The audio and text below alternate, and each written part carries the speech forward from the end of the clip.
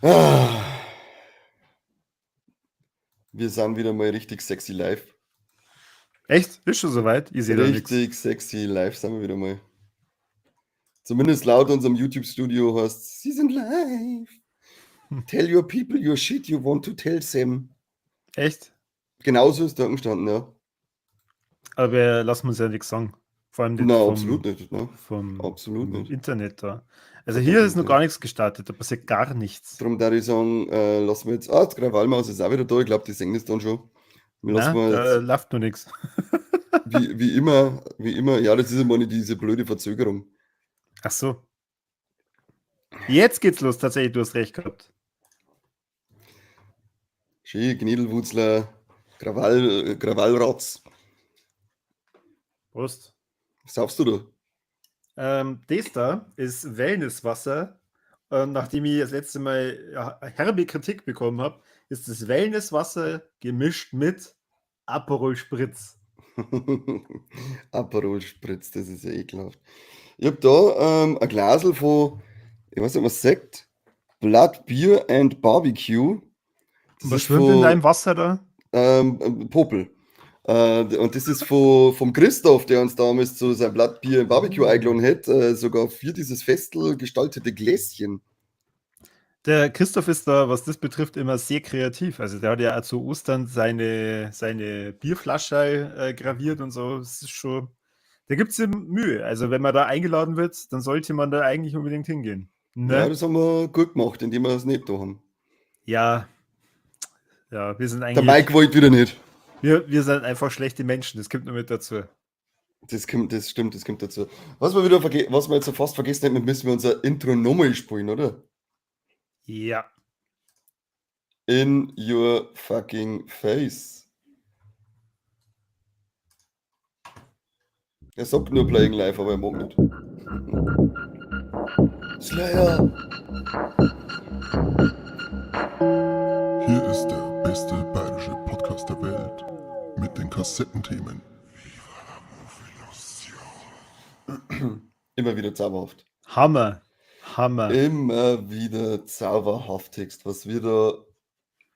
Wahnsinn. Wir sind mal echt brutale Computer-Hacker-Männer. Voll. Hey, was hast du da für ein T-Shirt? Das schaut cool aus. Das Baby von die Dinos, also als Freddie Mercury, das singt am Klavier nicht die Not the Mama. Ach ja. Ja, das war so richtig dumm, das habe ich gesagt, brauche ich. Du und der AC/DC, hä? Das ist Guns N' Roses. Ach so, ja. Das ist Guns N' Roses. Die Das ist haben wieder so sehr dumm, da gute habe ich mir Opern gedacht, geschrieben.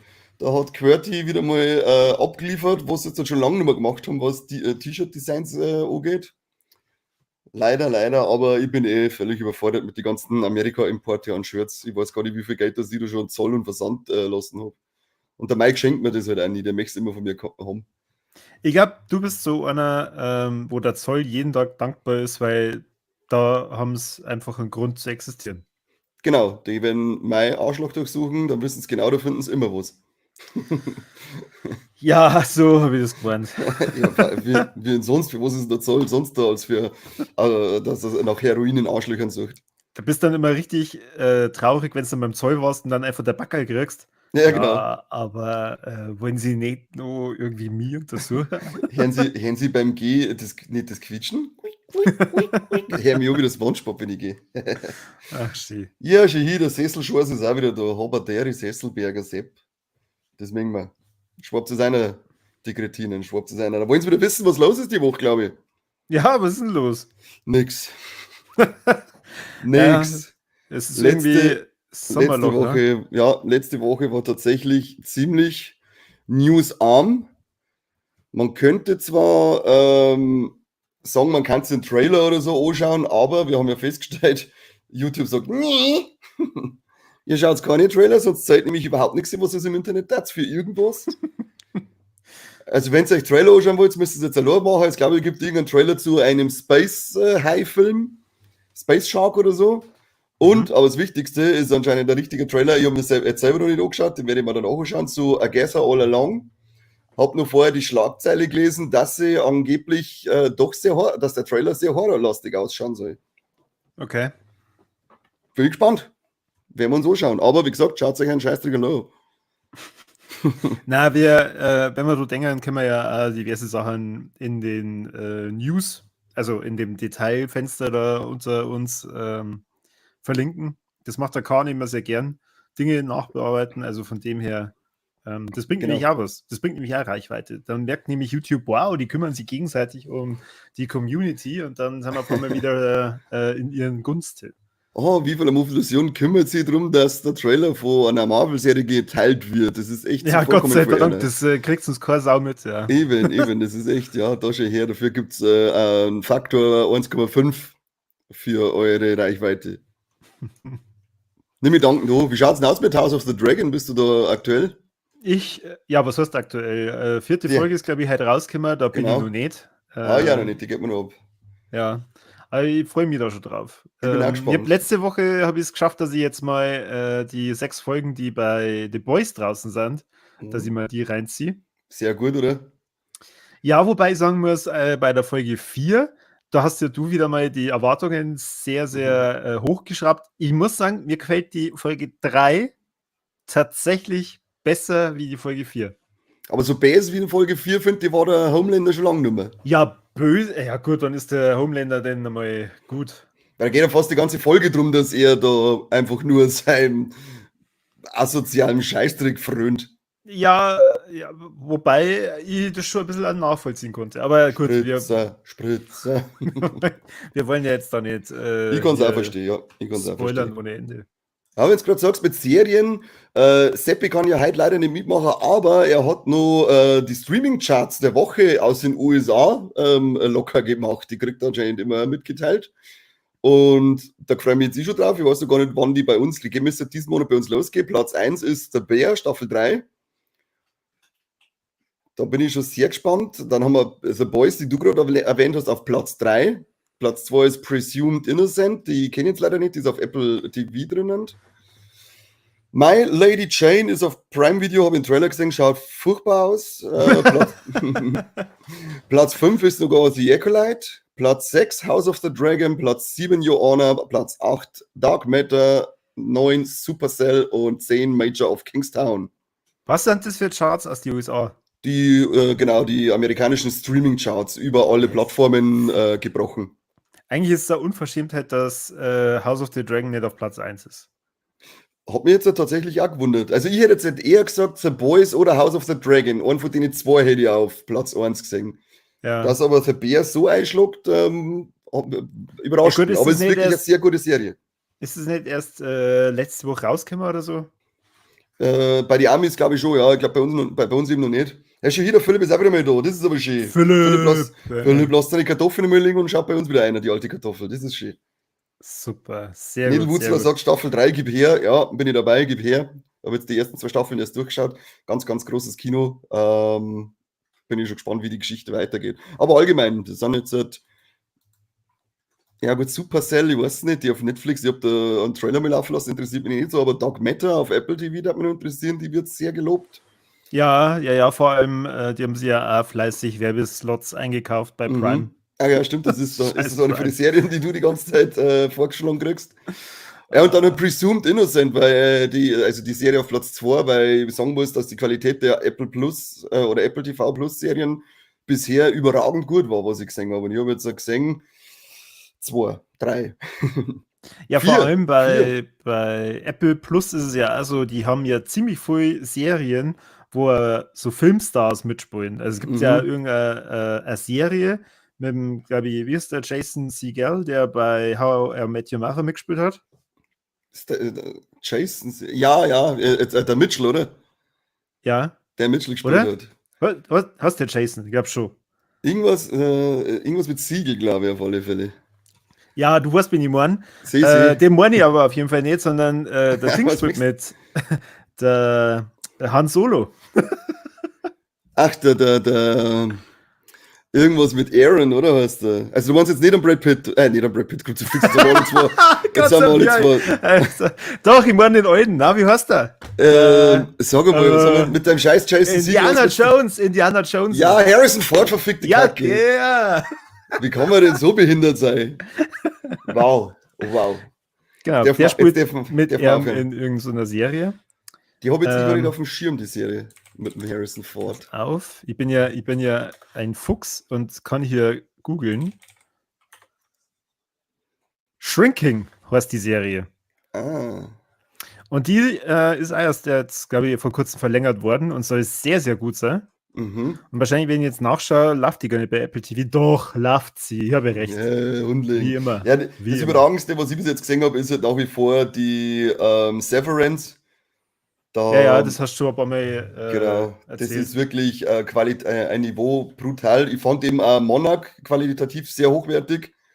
Für das, was man aus dem Thema halt auch machen kann, muss man auch dazu sagen, es geht halt einfach um Monster und deren Entdeckung in irgendeiner Hohlerde. Aber dafür fand ich das alles sehr gut gemacht. Und dann schaue ich mal noch dieses Sie im Reich der Blinden oder so, glaube ich, heißt das, mit dem Jason Momoa, da wo die ganze Menschheit blind ist.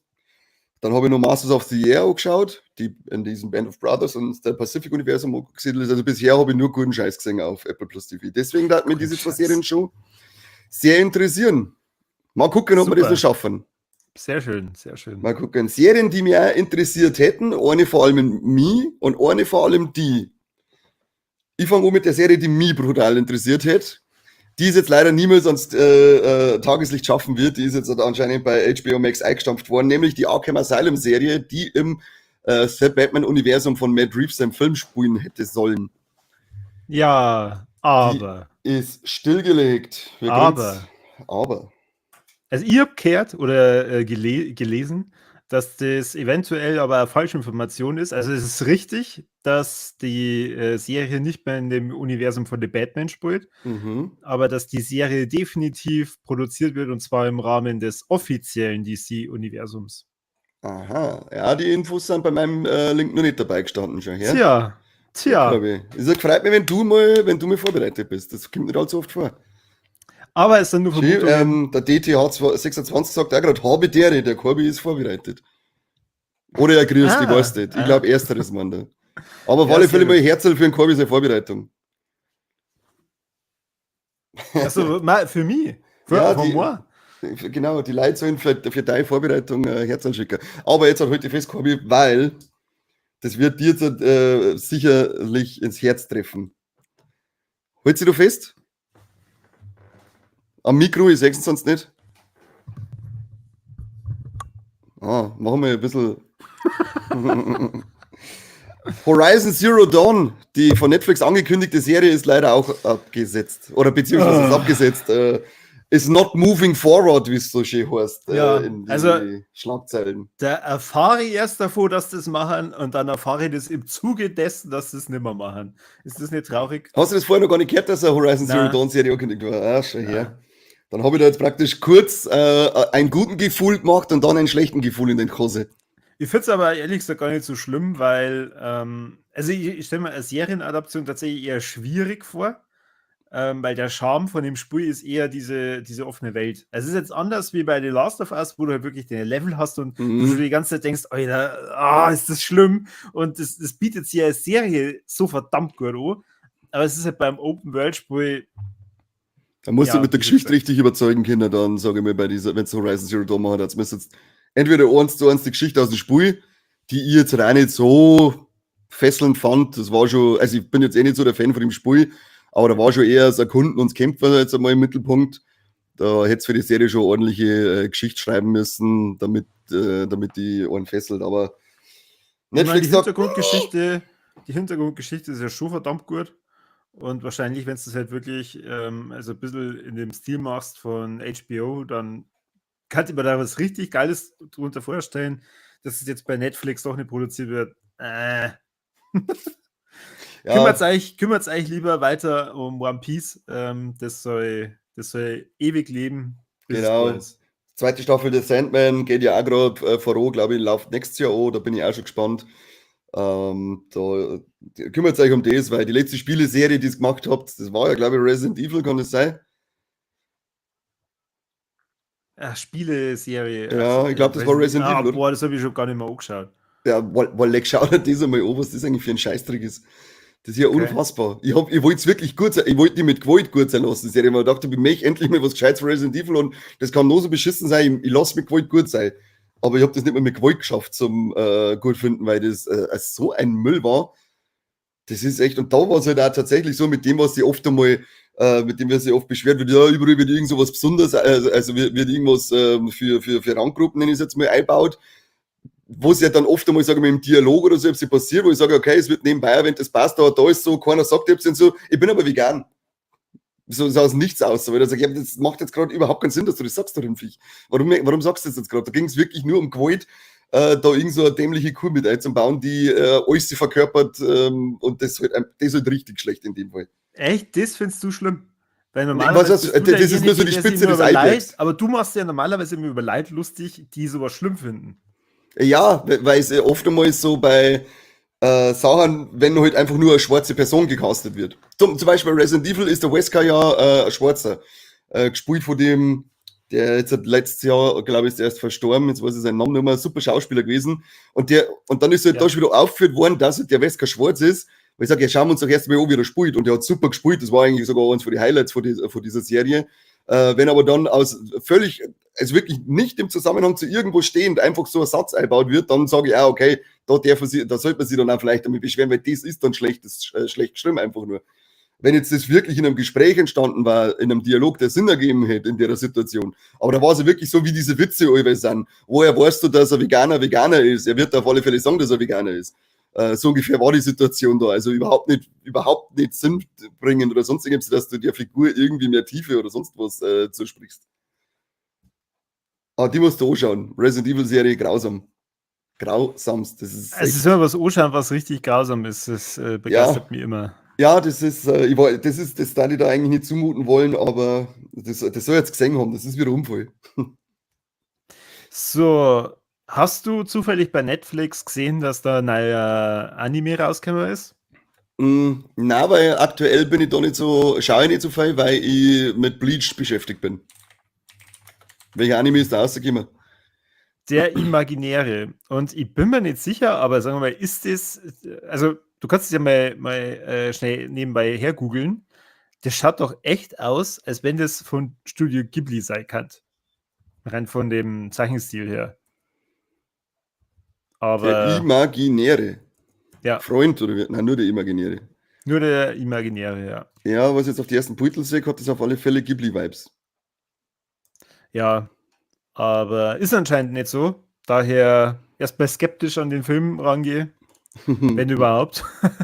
Bist du dann bei dem Thema, wenn wir schon bei Animes sind, bist du bei dem Thema Demon Slayer drinnen? Also ich habe die ersten 4 Bänder gelesen und dann einmal in die erste Folge reingeschaut, habe mich dann sehr darüber gefreut, dass der Anime-Stil viel besser ist wie der Zeichenstil im Manga. Weil, also, es stimmt eigentlich nicht. Also der Manga hat einen sehr eigenen Zeichenstil, was natürlich ja wieder so einen gewissen Charme ausmacht, aber es ist erstmal ungewohnt. Ja. Aber ja, mit der Prämisse der wahrscheinlich ersten Staffel bin ich vertraut, ja. Ja, okay. Ja, weil da ist jetzt angekündigt worden, dass das Finale als Filmtrilogie veröffentlicht wird. Sind wir da schon so weit, dass es ein Finale gibt? Scheinbar, ja. Ich bin nämlich bei Demon Slayer noch überhaupt nicht drin. Und da war, glaube ich, heute der Seppi nicht schlecht gewesen, weil ich glaube, dass der Demon Slayer gerade horzt, wenn ich das richtig im Kopf habe. Aber beim Seppi gehen sie auch bei keiner aus. Einmal horzt, einmal nicht. Philipp schreibt übrigens, dass die Resident Evil Animationsserie irgendwas ist. Ich kann es nicht lesen, weil in meinem Chat ein Herz davor steht. Ah, nein, er fragt, ob wir die meinen. Nein, wir haben ja diese Realserie gemeint. War das Netflix? Ja, ja. War das nicht Prime? Nein, das war Netflix. Okay. Es gibt aber auch eine Animationsserie gleich von Resident Evil, die fand ich aber auch eher durchwachsen.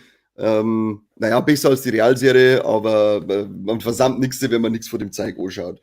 Devil May Cry Anime ist ja auf Netflix gekommen, war geil, stell ich mir cool vor. Vor allem, wenn es so fetzig ist wie die Spiele, richtig schnell, coole Mucke, coole Typen. Stell mir Devil May Cry schon geil vor dann.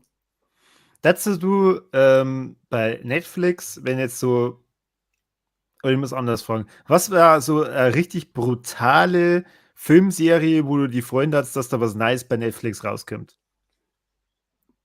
Wie man es jetzt. So kultig, wo du sagst, boah, fuck, das wäre so richtiger Mindblow. Boah. Gute Frage. ist nicht sowas wie Freitag der 13. oder irgendwie sowas. Ja, das sind die Sachen schon geplant, weißt du schon. Also das mag ich jetzt nicht sagen, wenn es schon geplant ist. Finde ich zwar geil. Nightmare on Elm Street. Find ich zwar geil.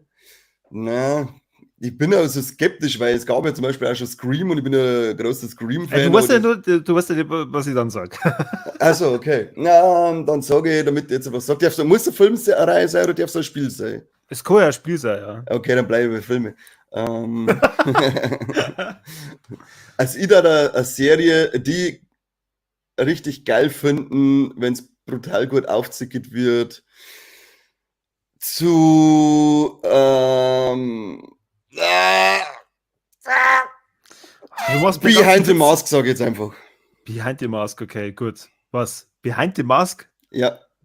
Die Fernsehserie. Also da gibt's einen Slasher-Film von einem Typen, der auch Slasher-Killer werden möchte und praktisch erklärt, wie das funktioniert. Du machst meinen Witz kaputt. Ich wollte nämlich, ich hätte mir jetzt gewünscht, du sagst irgendwie sowas wie Nightmare on Elm Street. Ja, okay, dann sag ich Nightmare on Elm Street. Und was ist, wenn Netflix da zwar schon was Neues rausbringt, aber es ist dann ein Musical, dass es dir dann trotzdem anschauen? Ja, das kann ich mir überhaupt nicht vorstellen, ich darf es mir anschauen. Da habe ich schon öfter drüber nachgedacht, weil das ja teilweise so geil ist, wenn man sich halt nur den South Park der Film anschaut. Was ist das eigentlich für ein richtig gutes Musical? Voll. Und was für ein dämlicher, guter Film. Ich liebe ihn. Schöner Christoph, seid auch da. Boah, Christoph, du musst ganz am Anfang dann nochmal praktisch zurückspulen und dir anhören, wie gut wir über die reden. Das soll jetzt echt mal. Ja. Ich habe sogar der Glasl ins Kamera eingehalten. Der Philipp schreibt eine Serie über einen General Grievous, die war auch geil, ja. Ach, Leute, ohne Scheiß. Ich habe heute Nacht erst über einen General Grievous geträumt. Wie viel Star Wars Serien brauchen wir noch? Ja, unzählige. Unzählige. Das Universum ist ja riesig, es ist ja nicht endend. Das Universum wächst ja ständig. Also ich bin ja jetzt aktuell und deswegen müssen die Serien wachsen. Von möglichen Episoden, die wir planen, gerade dabei die Akolyt, oder? Ja, durchzuschauen. Wenn du auf Deutsch sagst, schon, ja. Ist Ihr Roboter ernsthaft ein Wecker und ein Gameboy? Also so eine Kreuzung aus einem Wecker und einem Gameboy? Der Fip, oder wie heißt der? Fip heißt der auch noch, okay. Ich weiß nicht mehr. Oder es ist doch Ihr Wecker und dann auf einmal nimmst du die Hand und drehst sie mit ihr. Ich habe mir gedacht, wenn ich das mit meinem Wecker machen das. Ich darf es cool finden, eine Woche lang und dann darf ich mich nerven. Der Wecker ist ja kein Roboter, das musst du auch dazu sagen. Du bist ja schließlich in der Star Wars Zukunft. Das gibt es erst in 20 Jahren. Wahrscheinlich gibt es in Japan jetzt schon. Und du kannst den Wecker wahrscheinlich auch ficken. Oh Gott. Schau, der Amadeus ist auch da. Hallo Amadeus. Ja, schönen guten Tag. Guten Tag. Ja, der Philipp träumt jeden Tag vom General Grievous. Ich habe tatsächlich die Nacht von dem Idioten träumt. Ich habe nämlich irgendeinen Star Wars Traum gehabt und dass der ganze Armee von so Grievous Cyber-Roboter war. Und ja, alles klar, haben wir gedacht. Das war eine coole Serie. 10 von 10. Was ist denn los mit euch? Ja, weiß ich auch nicht. Wir können jetzt auf alle Fälle vielleicht bald einmal ins Kino gehen und einen Film anschauen, zu dem wir schon eine Folge aufgenommen haben. Der zuerst nur auf Netflix gekommen ist. Der ganz kreislige Kinoversion verbessert hat. In ein 4-Stunden-Epos. Justice League. Ja.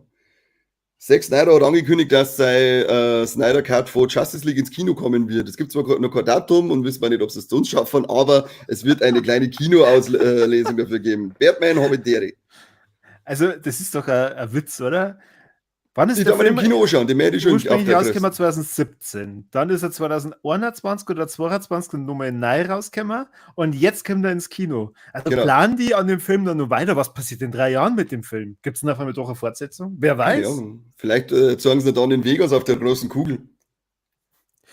Oder der Zack Snyder macht dann nochmal einen zweiten Cut und dieses Mal unter nach einer Stunde. Saubere Zusammenfassung einfach. Ja, genau. Zack Snyders Justice League Speedrun. Speedrun, ja. Aber ich habe mir den Film schon gerne auf der großen Leinwand anschauen, muss ich sagen. Ja, 4 Stunden. Das da immer, ja, da darf man aber dann wieder mal eine Pause machen. Irgendwie sind die ganzen Pausen bei den langen Filmen verlöten gegangen. Ja, es kostet das Geld. Früher ausstellen. Ja, aber früher Herr der Ringe war immer eine Pause. Jetzt kannst du froh sein, wenn du der Batman-Trilogie anschaust und zwischen die Filme 10 Minuten Pause gekriegt hast. Echt? Also, Ja, ich ihr glaube, habt immerhin eine Pause gehabt, oder was? eine Viertelstunde haben sie Pause gemacht gehabt, Okay. zwischen die Filme. Aber es war echt so, dass du sagst, okay, die gehen um 2 los, wir müssen vorher essen und wir müssen unsere Brotzeit mitnehmen, weil wir zwischen die Filme nie mehr Zeit haben, dass wir mal was essen gehen. Mei, ihr Armen. Ja, das war schon arm. Das war schon Mhm. arm. Aber Zack Snyder Justice League, da gehen wir ins Kino. Na, Schauen wir uns auf der großen Leinwand an. Schauen wir uns auf der großen na, Leinwand an. na. Ich bin das letzte Mal erst hier indirekt ausgeladen worden aus dem DC-Universum. Das betritt die in Form von wie vieler Version so schnell erstmal nimmer. Ihr seid einfach nicht so dumm. Ich war nicht dumm. Bereitet einfach mal ordentlich vor, so wie heute.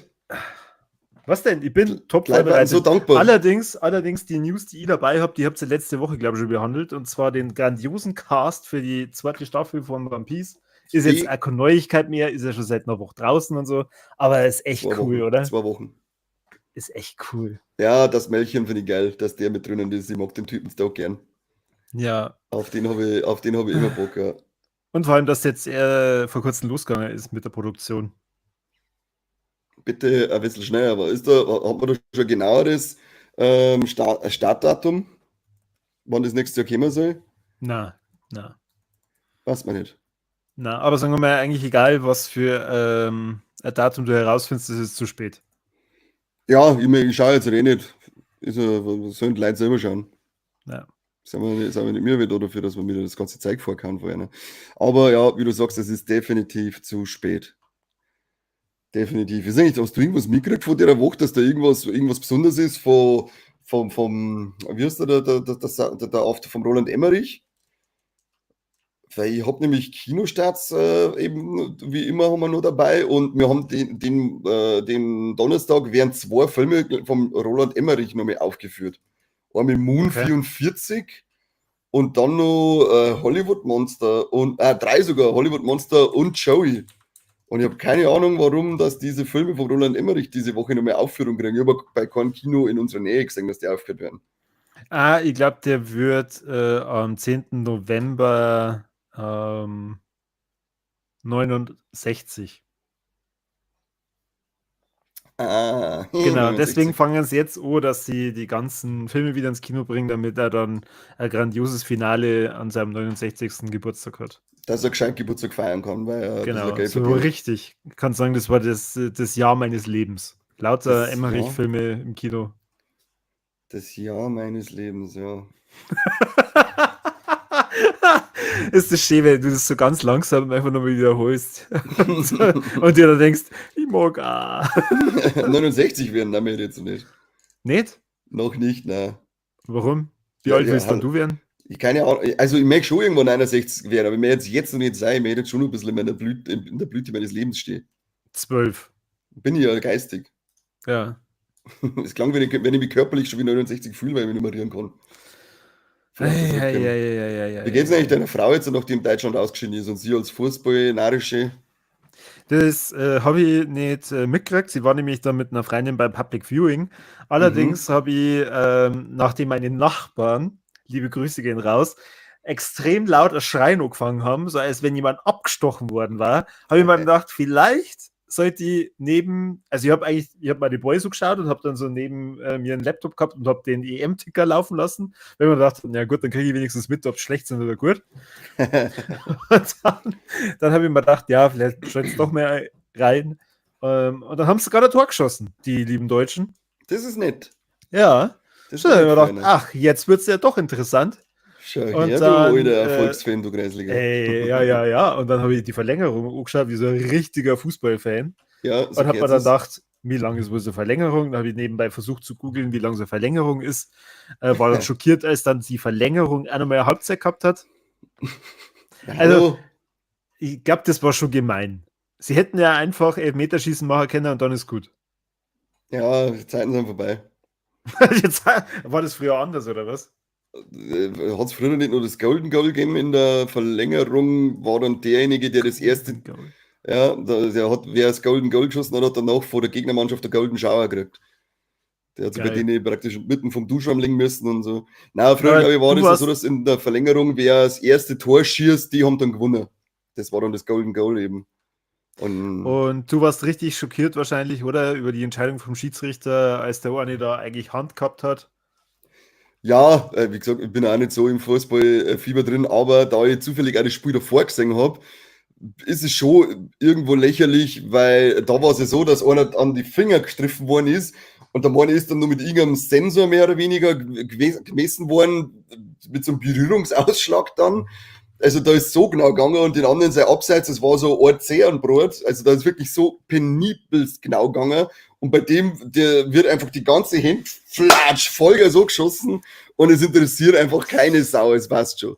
Das Ich hab fand ich das wieder, so- da denke ich mir halt dann, ja, komisch, verstehe ich Ich habe nicht, das aber. so ja. geil gefunden, wie dann bei der ARD der eine Moderator dann sagt, ja, und jetzt haben wir hier unsere Schiedsrichter-Expertin so und so und die erklären uns jetzt mal nochmal ganz genau, was da vor sich ging. Und dann sagt die, ja, der Spieler ist in einer ganz normalen Haltung auf dem Platz gestanden, so als wenn er halt wie ein normaler Mensch dann da steht. Und das hat dann der Schiedsrichter dann eben als kein Handspiel erkannt. Da hab ich mir Wow, gedacht, wow! sehr gut erklärt. Ja, ich glaube, Ich glaube, ich werd auch Schiedsrichter-Experte. ja, ich glaube, dass ich weiß nicht, ich bin da, wie gesagt, nicht so tief drinnen, ob man sich über diese Hand streiten kann, weil er hat das Hand schon relativ nah am Körper. Ich glaube, das ist so ein, naja, Also kenne ich ich mich nicht zwingen aus, da habe ich kein Gefühl dafür. ich hätte da schon so eine kleine Diskussion gestartet. War das wirklich natürlich oder war das nicht eher so eine Tentakel-Oktopus-Haltung? So, Es gibt ja Und- mittlerweile eine Petition mit, ich glaube, 350.000 warum macht man Teilnehmern. nicht einfach so? Oder grundsätzlich kannten alle so spielen. Na, wenn ein Tent auf dem Rücken, weil wenn du es nämlich da oben hast und wirst angeschossen, dann ist es auch Hand.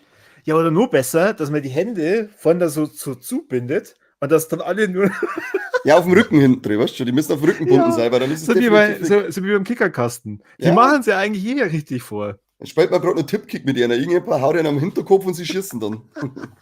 Bam! Geht jetzt nur mehr so puh, puh, puh. Aber wie Vor gesagt, allem, es gibt. was doch auch scheiße ist, also es gibt Handspiel ist verboten, aber Kopfball ist okay. Ja, Logo. Das ist doch total bescheuert. Nein, Also so ist der entweder- Fußkopfball. Fußball ist ja gerade die Kurzfassung davon.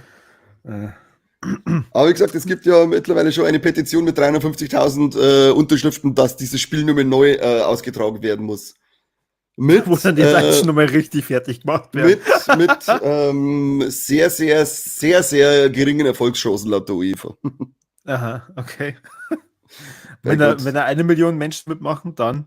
Ich weiß nicht, wie viel das mitmachen müssen. Also ich glaube ja, es müsste mehr Geld fließen, wenn es bei der UEFA damit das funktioniert. Also alle 350.000 müssten mindestens einen Zehner spenden an die UEFA, dann daten sie es überlegen anfangen.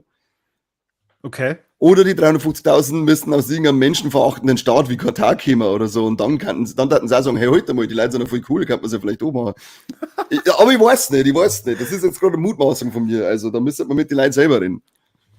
Na, also es war so, dass ich bei dem allerersten EM-Spiel von Deutschland dann irgendwann, da war ich auf einer Grillfeier und dann haben wir uns das angeschaut und hat irgendwann der Sohn der Gastgeberin zu mir gesagt, also Corby, die zwingt keiner, dass du da sein musst. Aber du kannst echt bei der Klappe halten. Wie alt war denn der Sohn? 19. Mal lecker. Den hätte ich schon gesagt, wer sein Daddy ist. Ah, schön. Unfassbar. Ja, wirklich. Nur weil ich lauter dumme Kommentare losgelassen habe. Die aber sicher sehr fachmännisch waren und von ganz, ganz großer Ahnung in Sachen Fußball gezeugt haben. Also jetzt, du bist doch also ein Gelegenheitsgucker, oder? Nein, eigentlich gar nicht mehr. Das war jetzt, ich glaube, die 2 Spiele, die ich heuer gesehen habe, waren die ersten Spiele seit 5 Jahren, die ich ganz gesehen habe. Perfekt. Der Typ, der das deutsche Tor geschossen hat, der Würz, ich weiß nicht, wie er heißt, Ja, der schaut doch aus wie ein kompletter Irrer, oder? ja, wie so ein kleiner Narischer. Oder?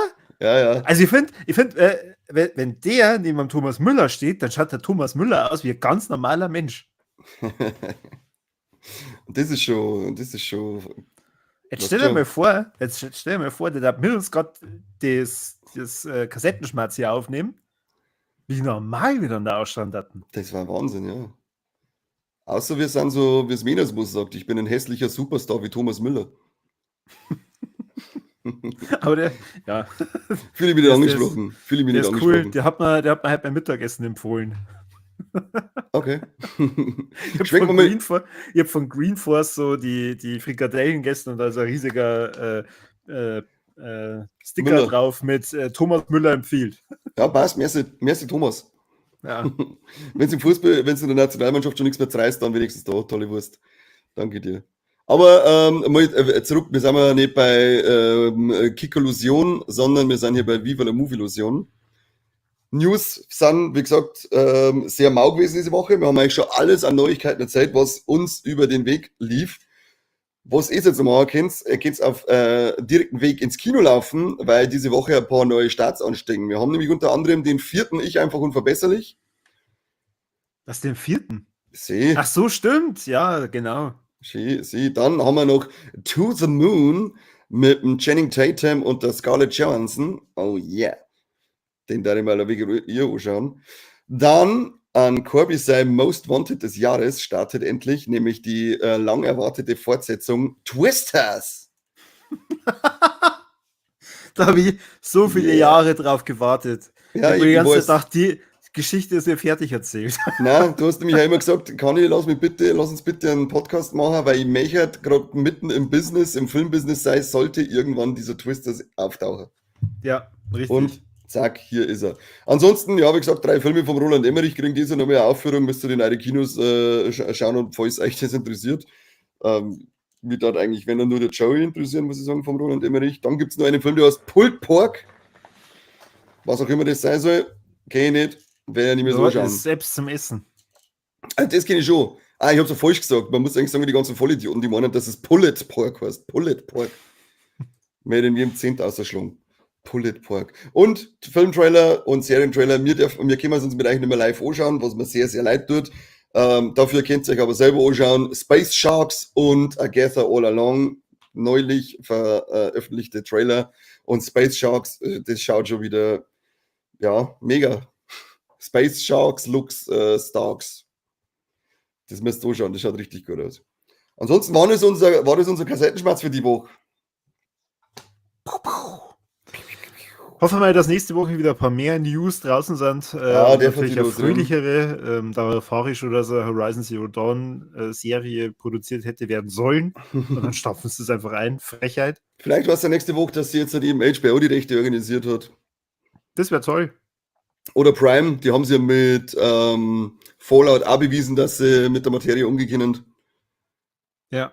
Mal schauen, Richtig. mal schauen, weil es ist ja ein großer Name des Horizon Zero Dawn mittlerweile auch in der Spielewelt. Früher oder später, denke ich mir, werden irgendetwas was draus machen. Hey, und zum einen bitte Kommentare unter das Video setzen und zum anderen, ganz, ganz wichtige Frage, war dieses Mal der Corby scharf?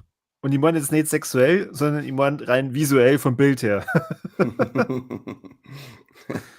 Also ich hätte gesagt, dass er diesmal schärfer ausschaut als die letzten Male. Also auch nicht sexuell. Achso. Das hat er nämlich Ja. die letzten Male auch nicht. Und ihr werdet euch bestimmt freuen, das nächste Mal werden wir nämlich einen Kassettenschmerz nicht nur auf YouTube veröffentlichen, nein, wir werden sogar auf einer anderen, für euch bis jetzt geheimen Plattform live gehen. Und deswegen sucht uns überall, abonniert uns da, damit ihr dann parallel in YouTube und auf der geheimen Plattform live gehen könnt.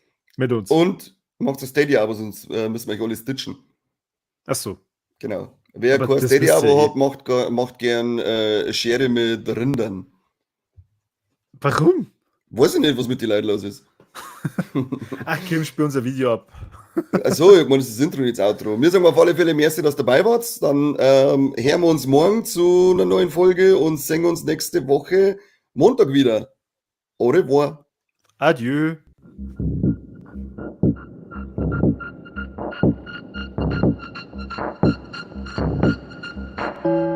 Hier ist der beste bayerische Podcast der Welt mit den Kassettenthemen.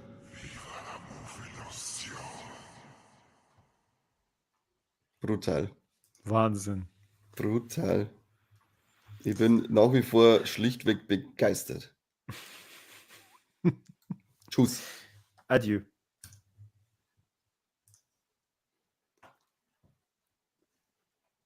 Schließen.